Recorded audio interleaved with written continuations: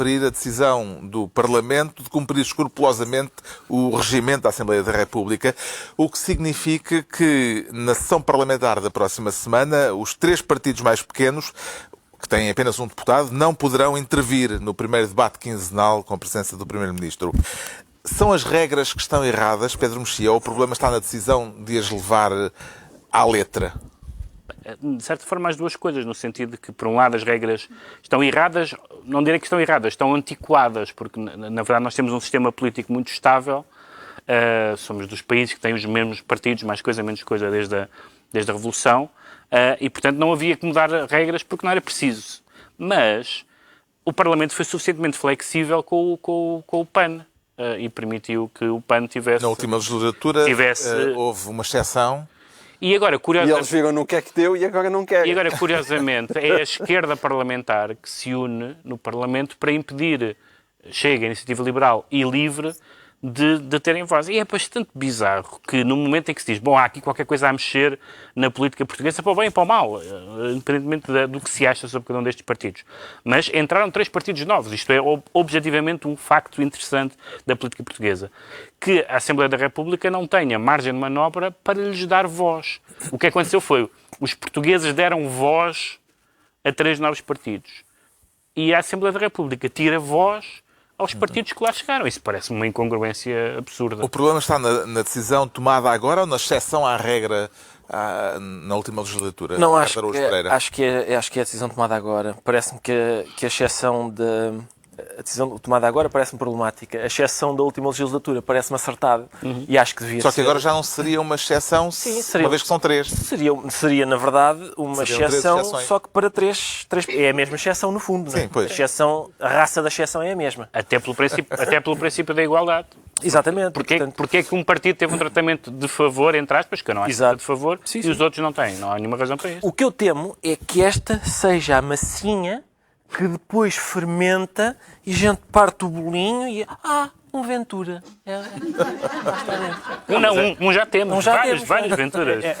O Presidente da Assembleia da República, o PSD, o CDS e o PAN, aliás, com boas razões, defenderam que devia ser repetida a situação de exceção que houve na última legislatura, mas a esquerda parlamentar inviabilizou-a.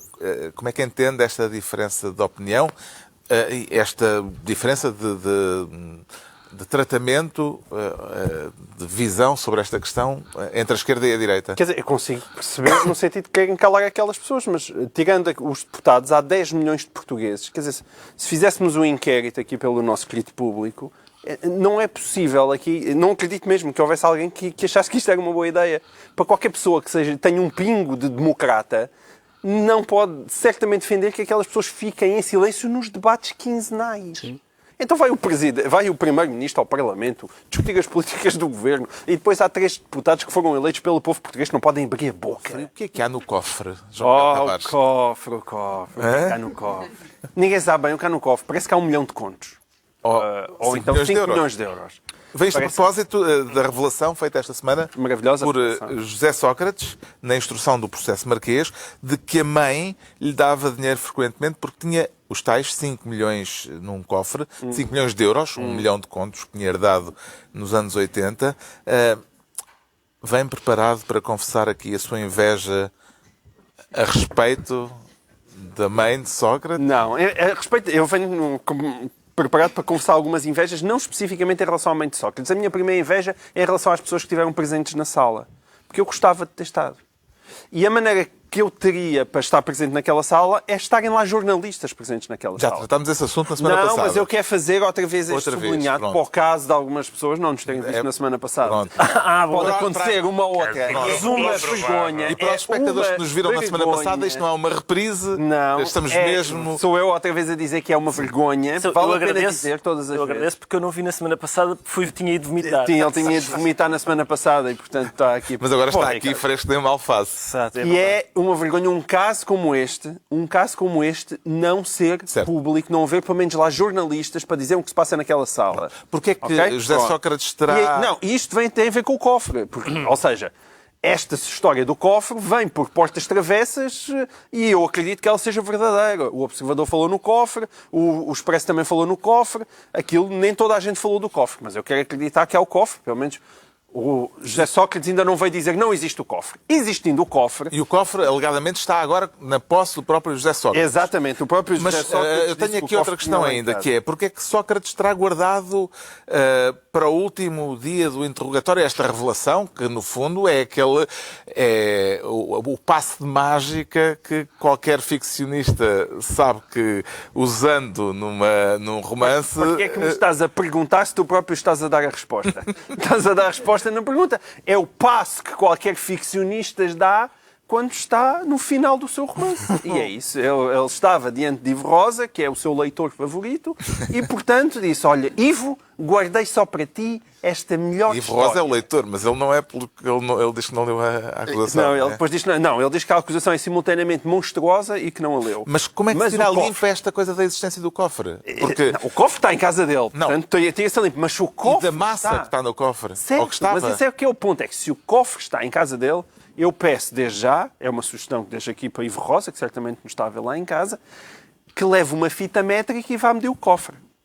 É porque, não sei se as pessoas têm noção, Eu fiz as contas, sim. fizeste as... É que assim... Só em notas de 50 euros fiz eu. Fizeste como? Não, com 50 euros, não. Eu fiz as contas, eu fui mais básico. É 1 milhão de contos, aquilo era contos. Portanto, Contos de reis. Em notas de 1 conto, são 1 milhão de notas. São 1 milhão de não é? notas, sim. Em notas de 5 contos, que era o máximo que havia, são 200 mil notas. Eu não sei se as pessoas têm noção, mas 200 mil notas precisam, no mínimo, de uma jeitosa arrecadação. Precisam. Elas não cabem num cofre. Eu fiz as contas a resmas de papel. Sabes aquelas resmas de papel? Certo. Tem 500 folhas. Eu fiz com, portanto, 50 euros, 5 milhões de euros em notas de 50 e são 200 resmas. 200 resmas ainda é um armazém de papel. Não, mas é mesmo. Ou seja, ponto 1, aquilo não cabe. Se alguém quiser muito acreditar naquela Pode história... ser o cofre do Alibaba. Pode ser um computador. Mas deve ser deve ser uma Era- caixa forte, era deve ter sido um apropriado. cofre que o Ricardo Salgado lhe emprestou nos anos 80. Agora, essa é a primeira. A segunda, nós temos que lembrar, nos anos 80 e 90, hoje em dia, nós todos dizemos que podemos deixar o dinheiro em casa porque os juros não rendem nada. Não era assim nos anos 80 nem nos anos 90. Quem nos anos 80 tivesse 1 milhão de contos, só de juros, tinha uma vida maluca. Maluco, no caso do Sócrates, tinha, vá lá, agradávelzinha. Agradável tinha. Dava Mas para 2 ouçam, semanas. Só se a mãe, em vez de ter o dinheiro no cofre, o colocasse num banco, eram muitas viagens à Suíça com envelopes de 10 mil euros ou 10 mil contos para o senhor se divertir. Eram mesmo muitas viagens. E há um outro aspecto que eu também gostava que me fosse explicado, que eu acho que Ivo Rosa também se calhar se esqueceu, que é, então e aquela época em que acabaram os escudos e foram para euros? O que é que aconteceu aos 5 milhões do cofre? A senhora agarrou nos 5 milhões e foi trocá-los? Ou José Sócrates ainda está hoje em dia a pagar em contos? Eu é assim, provavelmente. Em senhora contos, deve- sim, ele é bom em contos, provavelmente. Ele está de facto a pagar em contos ainda em dia. Hoje em dia. Mas, se houvesse a troca de 5 milhões em alguma dependência bancária, eu acharia que algum rastro desse dinheiro deve ter ficado. Estranhamente, ninguém o encontra. Como é que a existência